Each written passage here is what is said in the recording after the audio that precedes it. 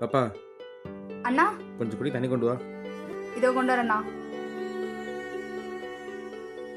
ஷப்படா. இன்னைக்கு என்ன சமைச்ச? இன்னைக்கு எதுவும் செய்யல. இன்னைக்கு ஒரு நாள் மட்டும் கடையில் சாப்பிட்டுக்கிறியா? எனக்கு எங்கள் அம்மா கொடுத்து விட்டுருச்சு, நான் சாப்பிட்டேன். சமைக்காம என்ன பண்ணிட்டு இருக்க? வெளியே அலைஞ்சு திரிஞ்சு வேலைக்கு போய் டயர்ட் சாப்பிடாம வீட்டுக்கு வந்தா வீட்டு சாப்பாடு வைக்க மாட்டியா? படுத்து இருப்பியா? இல்லடா, ரொம்ப இடுப்பு வலி, ஒன்றும் முடியல, அதான். ஏய், இன்னமும் நீ மட்டும் மாசம் மாதிரி பேசிட்டு இருக்க. ஏண்டி வீட்டில் நான் பார்த்து கொடுத்துட்றேன், நீ பண்ற ஒரே வேலை சாப்பாடு வைக்கிறதா? அதுவும் வைக்க மாட்டியா?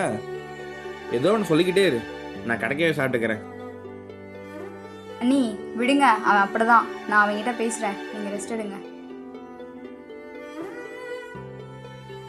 ஏய், இப்போ எதுக்கு அண்ணி திட்டிட்டு வந்த? என்ன பண்ண சொல்ற? நானும் வேலைக்கு போய் சலிப்பாக தானே வீட்டுக்கு வரேன். ஒரு நேரம் சாப்பாடுலாம் பார்த்தா கூட சாப்பாடு வைக்க படுத்தே இருக்கா.